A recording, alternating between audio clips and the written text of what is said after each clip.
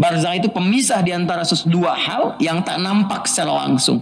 Nah ini makanya alamnya disebut dengan alam barzakh di sini. Dan yang A dengan B itu nggak sama dan berpotensi memecah di antara keduanya. Nah itu tidak mendapatkan rahmat Allah itu. Agak kesulitan untuk berangkat ke surganya sepanjang dia belum bertaubat. Ya makanya hati-hati, itu hadisnya sahih dan itu dari Quran.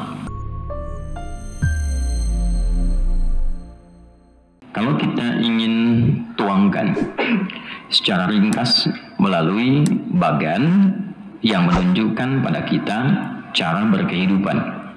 Dan apa yang kemudian akan kita dapati kurang lebih gambarannya seperti ini. Saya coba tuliskan, kemudian kita nanti coba praktekkan dalam kehidupan kita sesuai dengan aktivitas yang kita jalani dalam berkehidupan. Baik. Jadi di sini kita coba turunkan dulu. Di sini manusia. Ya, jadi kalau kita tuliskan ada kita di sini, manusia kan ya? Baik. Posisinya ada di mana sekarang? Baik, di sini ya, di masjid ya. Jadi kita masih ada di al-ard, kita terjemahkan dengan bumi dulu. Sifatnya disebut dengan dunia. Ya. Saya lebih senang menyebutkan tempatnya dengan al-ard yang dipijak dan menyebut dunia itu dengan sifatnya. Ya. Jadi kalau diperkenalkan dengan dunia, dana yadnu dunuwan wa dunya. Artinya sesuatu yang dekat, yang cepat, yang punah, yang sirda. Itu dana yadnu dunuwan, sifatnya dunia. Karena itu segala yang berada di bumi ini dalam kehidupan kita itu rasanya berlangsung cepat. Kayaknya baru kemarin kan kita ta'lim, antum dulu di sini, teman antum di situ kan. Saya masih ingat gitu, ya. Terus teman antum yang PC keluar duluan kan. Kayaknya baru kemarin gitu, ya kan? Tapi kan sudah sepekan rasanya kan. Ya kan? Bajunya sama enggak? Gitu. Dan itulah dunia. Dan tidak ada yang abadi. Semuanya hilang. Semuanya fana. Fana itu rusak, hilang. Jadi gelas kalau didiamkan begitu saja rusak, kotor. Baju didiamkan terlihat bersih baru dicuci, tapi didiamkan aja nanti rusak sendiri. Nah itulah sifatnya. Nah jadi untuk apa memperebutkan sesuatu yang rusak? Untuk apa berkelahi pada sesuatu yang hilang? Untuk apa memperselisihkan sesuatu yang kita juga akan meninggalkannya? Jadi lebih baik menggunakan itu pada yang bermaslahat, yang punya nilai. Itu yang hakiki, itu yang sejati. Baju ini rusak, jangan berkelahi dengan baju. Ya, alas kaki itu sementara dipijak kan kotor, ujung-ujungnya kan habis gitu. Masa memperebutkan alas kaki sampai berkelahi? Sesuatu yang habis diperebutkan kan kurang sehat ya. Ya kan? Halo? Iya, tapi terjadi gitu kan? Ya kan? Ya, nah kalau kita paham takdir, qada dan qadar, paham tentang kurikulum kehidupan, jadi itu membimbing kita untuk menempatkan cara hidup dengan benar. Itu maksudnya. Jadi ketika pulang pun masih punya nilainya, masih ada manfaatnya. Nah lalu dari sini kan nanti akan kemana? Waiting room kan? Ya, barzakh. Waiting room. Nah ini kan yang disebut dengan kubur, tempatnya makbarah, itu yang akan nanti sementara di situ sampai dibangkitkan. Afala ya'lamu idza bu'thira ma fil qubur. Nah, ini yang disebut dengan kubur. Nah ini pembatas dengan alam yang abadi, yang sejati nanti, yang akhirat, ya, yang terakhir betul, nggak ada lagi nanti setelah itu. Makanya disebut dengan akhirat. Ini puncaknya. Kalau ada taknya itu akhirah, artinya yang terakhir betul, nggak ada lagi setelah itu untuk kehidupan kita. Ya, jadi kalau di situ statusnya A, ya A saja sampai terakhir. Kecuali nanti ada keputusan Allah yang menjadikan sesuatu itu misalnya bagi si fulan atau seorang hamba tertentu mendapatkan rahmatnya sehingga mendapatkan satu pemberian yang baru berupa syafaat misalnya. Inilah akhirat. Nah ini pemisah, waiting room ini alam tunggu pemisah. Makanya disebut barzakh. Barzakh itu pemisah sesuatu yang tak nampak kasat mata secara langsung. Ya, makanya di lautan itu kan kalau kita lihat mengalir ya, air-air itu dari sungai-sungai terus mengalir sampai ke titik temu itu kan ada antara dua aliran itu kan yang terbatas ya, ada sekatnya tapi kan nggak nampak ya. Yang ini asin, yang ini tawar kan. Menariknya kalau kita lihat sekarang bahkan klik YouTube misalnya, jangan sekarang nanti keluar dari sini. Nah, itu kan kita lihat ikan-ikannya ke situ balik lagi karena habitatnya kan berbeda kan. Seakan ada sekat ya. Itulah bainahuma barzakhul la yabghiyan ya. Jadi ada barzakh, pemisah yang tidak terlihat secara langsung, tidak kasat mata ya. Tapi itu pemisah. Barzakh itu pemisah di antara dua hal yang tak nampak secara langsung. Nah ini makanya alamnya disebut dengan alam barzakh di sini. Ini kan. Nah, tapi dimensinya sudah nggak sama dengan yang ini, sudah beda. Ya. Kemudian ini dengan ini pun sudah lain, sudah tak sama juga, sudah berbeda. Karakteristik kehidupan, perbedaan di setiap tempat memberikan satu pengaruh kepada karakter dan hukum yang bisa berbeda. Ya, coba begini. Ini sama-sama Jawa Barat misalnya. Sundanya Cianjur dengan Sundanya Banten sama nggak? Beda. Dengan Sukabumi sama nggak? Beda. Jawa Tengah, Jogja dengan Jawa Timuran sama nggak? Padahal sama-sama Jawa kan bahasanya, kan? Nah demikian, apalagi kalau dari sini misalnya kita keluar, hukum toilet juga sama. Toilet di Lebak Bulus dengan Kampung Rambutan walaupun sama-sama Jakarta bisa punya hukum yang beda, ya kan? Itu baru satu tempat gitu. Cuman kan berbeda keadaan, ya berbeda lokasi. Apalagi kalau kita keluar dari Indonesia, misalnya ada yang mau ke Malaysia, mata uangnya sama tidak? Beda. Ke Singapura lebih jauh lagi kan tidak sama kan? Baik. Nah ini yang menjadikan sebuah hukum berbeda tempat, berbeda karakter. Kadang berbeda tempat, berbeda bekal. Berbeda tempat pasti berbeda hukum. Karena itu nanti dalam kaidah usul fikih ada kaidah mengatakan begini, al-'adatul muhakkamah. Ya, kadang tradisi yang berlaku di suatu tempat itu jadi hukum. Jadi hukum. Nah, kalau sudah ada hukum itu kan kita hormati. Nggak bisa bawa hukum kita di sini kita praktekkan misalnya saat masuk ke Singapura, masuk ke Malaysia. Bawa keadaan tradisi ke sini nggak bisa. Ya, nggak bisa keadaan kita misalnya yang biasa pakai sarung lalu dipakai misalnya jalan-jalan di tengah kota di Saudi atau di Libya. Misalnya, ya kan? Bukan di Yaman. Kalau Yaman sudah biasa. Tapi Anda pakai sarung siang-siang, pada zuhur di kisaran misalnya kota Jeddah atau di Riyadh atau di Tripoli itu bisa disuitin, gitu kan? Nah, karena itu cuma dua orang, satu baru nikah malamnya atau yang kedua baru disunat, gitu. Tapi kan kita biasa, ya kan? Kita terbiasa. Nah itu yang dimaksud adalah adatul muhakkamah. Nah, apalagi sekarang pindah alam. Jelas kan? Apalagi pindah. Maka jangan harap hukum yang ada di dunia itu sama dengan di alam kubur. Tidak. Pakaiannya ganti tidak? Halo? Nah, pertanyaannya udah disiapin belum?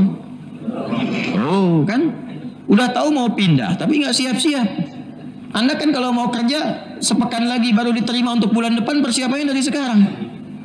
Oh benar, iya. Oh, gimana sih? Bingung saya. Ya? Dunia itu kan sementara, ditinggalkan dan hilang. Kenapa persiapannya bisa lama gitu? Untuk sesuatu yang abadi, pengantar kepada sesuatu yang sejati, kenapa nggak disiapkan saat hidup? Ya kan? Ya, jadi ketika akan berpulang kita sudah paham. Kalau bisa tuh siapkan dari hasil kita. Ya, siapkan hasil kain kafan itu dari hasil kita yang paling baik, ya, yang paling halal, yang paling baik untuk pulangnya. Jadi sudah ada persiapan. Nah, apa yang dibawa ke alam kubur itu? Semua dunia lepas. Peci sebagus-bagusnya lepas, baju lepas, kain kafan cek lagi, nggak ada kantongnya kan? Nggak ada kantongnya. Jadi kalau Anda ngumpulkan uang sebanyak-banyaknya sekarang, tidak dilarang. Tapi uang itu akan digunakan apa? Karena yang ikut ke alam kubur itu nilainya, ya value-nya yang melekat kepada uang itu digunakan apa? Punya nilai nggak untuk dibawa pulang? Itulah bekalnya. Uangnya nggak akan ikut, nggak akan ikut. Ya sama dengan semua bekal itu sudah runtuh di sini semua hilang, nggak masuk ke barzakh. Udah hilang di sini. Selesai. Karena sifat alamnya berbeda, dimensinya tidak sama, dan karakter setiap tempat yang berbeda selalu menghasilkan perbedaan baik dalam bekal ataupun keadaan. Itu poinnya. Nah, jadi persiapan kita saat ini adalah apa yang harus dibawa ke sini. Nah, ini harus diketahui. Modalnya itu iman. Makanya di awal saya tegaskan akidah itu bab yang paling penting. Iman tuh bab yang paling penting. Kalau nggak ada iman, nggak akan ada persiapan maksimal ke sini. Kalau akidah nggak diikat dalam qalbu, ya nggak akan punya persiapan maksimal untuk ke sini. Beruntungnya kita, bersyukurnya kepada Allah, berbahagianya kita sebagai seorang muslim, kita punya informasi yang paling lengkap tentang bahkan kehidupan di sini, pindahnya ke sini bagaimana, di sini ada apa, lengkap sekali. Dan berbahagia sebagai seorang muslim. Bangga harusnya, dan kebanggaan itu menjadikan kita punya persiapan, bukan hanya untuk dipamerkan. Silahkan Anda ya komparasikan, cari di referensi manapun, ada nggak yang cerita tentang alam kubur? Cerita aja dulu, bukan informasi valid. Ini jelas yang paling valid, yang ditunjukkan, berita gaib yang langsung Allah sampaikan, Nabi detilkan. Di mana ada orang yang bisa menyampaikan sedetil itu? Kalau bukan dari penciptanya, di mana? Ya, Nabi Muhammad kan saat menyampaikan peristiwa tentang alam kubur belum pernah masuk kubur kan? Ya kan? Nah, itulah fungsi Nabi, itulah Rasul. Kalau manusia biasa kan mengalami dulu baru diceritakan. Mengalami sesuatu yang nggak pernah ya dialami lalu diceritakan kan mustahil bisa disampaikan. Ya kan? Nah, jadi bisa menyampaikan sesuatu dengan yakin, begitu pedenya, begitu tegasnya, jelasnya, ekspresinya sesuai. Kalau cerita tentang keadaan ahli surga, senangnya luar biasa. Kalau cerita tentang yang diazab, beliau sampai ketakutan, sampai bermohon kemuliaan, sampai jangan sampai mengenai umatnya, sampai mesti waspada gitu.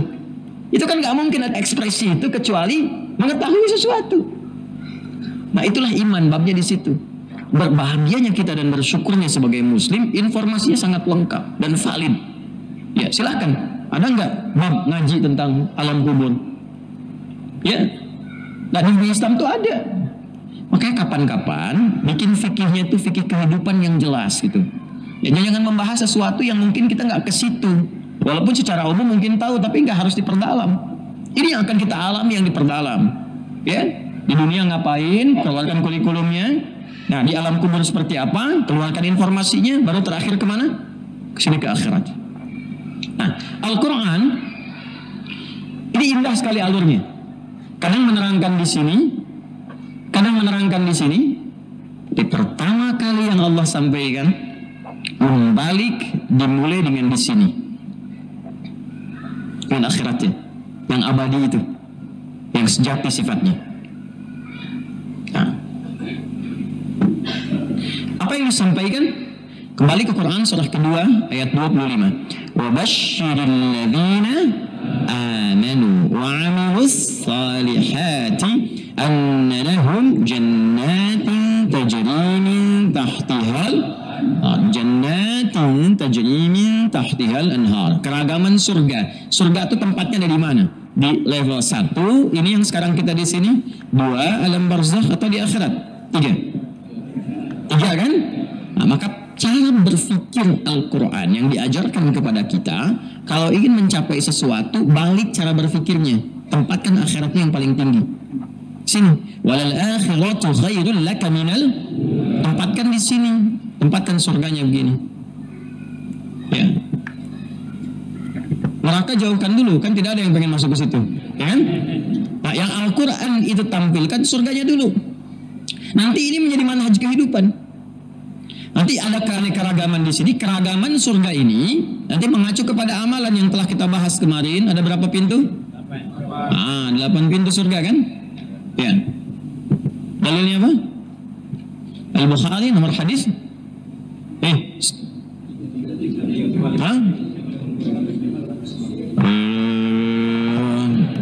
Kan sudah disampaikan kemarin. Ya. 3257 fil jannati thamaniyatu abwab. Di surga itu ada 8 pintu, dan pintu itu nanti akan sesuai dengan amalan kita masing-masing. Dan itu diisyaratkan di Quran nanti. Ya, contoh begini, contoh. Buka Quran surah Ar-Rahman, surah 55. Ya. Di Ar-Rahman itu kan paling viral kalimat atau ayat fabi ayyi ala'i rabbikuma. Baik, itu ada 31 kali disebutkan. Nah, 16 terakhir berbicara tentang surga. 16 terakhir. 16 ini dibagi 2. 16 bagi 2 berapa? 8 jenis surga pertama, ya kualifikasi elit, dengan jenis surga kedua masih elit juga, ya tapi nanti ada kriteria masing-masing. Nah, dimulai dari ayat ke-46. Waliman khafa maqama rabbih jannatan. Coba lihat ayat 46, betul nggak? Ayat 46. Waliman khafa maqama rabbih jannatan. Itu nanti merespon ya sikap sahabat Abu Bakar As-Siddiq radhiyallahu taala anhu.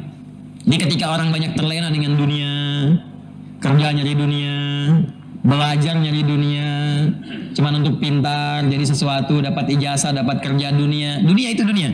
Dagang untuk dunia, cuman buat kaya, update status, ya, pamer harta, pamer ini itu dunia. Ya, kita hanya menggambarkan ya, gambarkan gitu. Kalau salah dengan benar kan itu keputusan masing-masing, tapi ini dunia. Saat ada banyak orang yang orientasi hidupnya terlalu banyak untuk dunia, Abu Bakar As-Siddiq itu berpikir tentang bagaimana cara kepulangan saat kembali kepada Allah. Kan hidup bukan hanya di dunia. Jadi kalau dunianya kaya, di sininya nggak punya bekal, kan fakir di sini, menderita di sini. Ya, pilih mana? Kaya dunia atau miskin di kuburan? Hah? Halo? Pilih mana? Kaya dunia atau miskin di kuburan? Atau miskin dunia kaya di kuburan? Pilih mana? Saya tahu lah, udah. Pokoknya kaya dunia kaya di kuburan. Itu udah pasti tuh, ya. Tapi prinsipnya adalah ingin dapat kebahagiaan kan? Nah, saat orang-orang itu ada di antaranya fokusnya hanya dunia saja dan tahu sebetulnya akan meninggal, tahu itu. Jadi kalau ditanya, pasti meninggal gak? Meninggal, tahu akan meninggal. Tapi pengetahuan tentang akan meninggal ini ironisnya tidak memberikan dampak kepada jiwanya untuk menyiapkan diri. Padahal statusnya dikenal pintar di dunianya. Coba lihat. Ya, jabatannya tinggi, tapi tingginya jabatan itu tidak membuat dirinya sadar itu yang tidak berkah. Hartanya banyak, tapi banyaknya harta itu tidak membuat dirinya semakin dekat dengan Allah, itu yang disayangkan. Ilmunya tinggi, tapi tingginya ilmu itu tidak membuat dia cerdas tentang urusan akhirat. Padahal dia tahu akan meninggal. Kasihan tuh yang seperti itu. Ya, kasihan. Alhamdulillah. Jadi akhirnya apa? Akhirnya ketika sebagian manusia fokus dengan dunia, Abu Bakar As-Siddiq mengarahkan dirinya untuk takut kepada Allah. Takut kepada Allah itu dalam pengertian positif. Ya, dalam arti ingin menaati Allah. Ya, dalam arti takut kalau nggak sempurna seperti yang Allah inginkan, takut. Maka turunlah waliman khafa maqama rabbih orang-orang yang penghambaannya tinggi kepada Allah dan selalu ingin memastikan ibadahnya sesuai dengan ridha Allah, sehingga ia merasa takut kalau berada di luar kehendak Allah, merasa takut kalau tidak sesuai dengan keinginan Allah, merasa takut kalau bermaksiat kepada Allah. Maka Allah siapkan untuknya 2 kemuliaan surga. Oke? Maka setelah itu fabi ayyi ala'i rabbikuma. Coba Anda teruskan itu ya dari ayat 47 hitung sampai ke kalimat wa min dunihima jannatan. Sampai 61, 62-nya wa min dunihima jannatan, 63-nya fa bi ayyi ala'i rabbikuma tukadziban. Coba dicek tuh. Dan sampai 61 hitung ada berapa? 47, kemudian 49, dengan 51, 53, 55, 57, kemudian 59, kemudian 61. Ada berapa? 8 kan? Pasti 8 itu. Pasti 8. Nanti sisanya yang sampai ke bawah itu setelah wa min dunihima jannatan fa bi ayyi ala'i rabbikuma tukadziban. Selain surga yang itu tadi, ada yang standar untuk orang yang beramal soleh. Cuman rasa takutnya dan khusyuknya nggak seperti Abu Bakar tadi, ya kan? Wajahnya kayak saya, kayak antum, beginilah gitu kan? Ya kan kita sekukunya Abu Bakar aja susah gitu kan? Ya, nah nanti wa min dunihima tanda 2 surga lagi dengan kualifikasi yang bagus tinggi juga. Itu kalau Anda hitung ke bawahnya, fa bi ayyi ala'i rabbikuma tukadziban sampai akhirnya 8 juga. Coba hitung. Dari 63 ya. Ya dari 62-nya wa min dunihima jannatan fa bi ayyi ala'i rabbikuma tukadziban. Dari situ sampai akhir hitung pasti 8. 8 ya? Nah, ini yang tadi saya katakan bahwa Al-Qur'an pun sudah mengisyaratkan sesuai dengan amalan kita. Jadi 8 ini pernah saya katakan itulah amalan pokok berkehidupan. Jadi kalau hidup tuh nggak usah jauh-jauh dari yang pokok ini. Keluarin aja yang pokoknya. Nanti ada apa saja di sini? Ada sholat. Anda boleh jadi apapun, jadi pejabat boleh. Silahkan jadi menlu, ya. Silahkan menjadi dubes. Silahkan jadi menteri sampai ke presiden, ya, bupati, camat silahkan. Tapi sholat. Sepanjang Anda beriman, sholat. Ya, pejabat yang sholat, tuh kan? Nah, ini Anda berbisnis silahkan, jadi pedagang, ya kan? Jadi pebisnis, pengusaha boleh. Tapi pekerjaan Anda itu jangan sampai meninggalkan apa?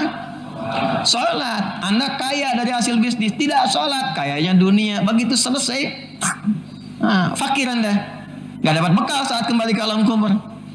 Nggak percaya? Jangan dicoba. Anda kan muslim, jangan dicoba karena pasti meninggal juga kan. Saya nggak mau katakan coba aja gitu kan. Jangan dicoba. Nggak percaya jangan dicoba karena pasti meninggal. Ikan CM semua tuh, CM. Ya, colan meninggal, termasuk saya juga gitu kan. Ya saya juga sama kan. Ya Anda duluan saya belakangan, bisa begitu. Ya, tapi kan nggak bisa memilih. Bisa saya juga belakangan mungkin setelah Anda. Gitu. Nah, ini. Maka ada nanti surga, babus shalah, ya dibuka dengan pintu salat. Ada lagi puasa, babur rayyan. Ya, babur rayyan.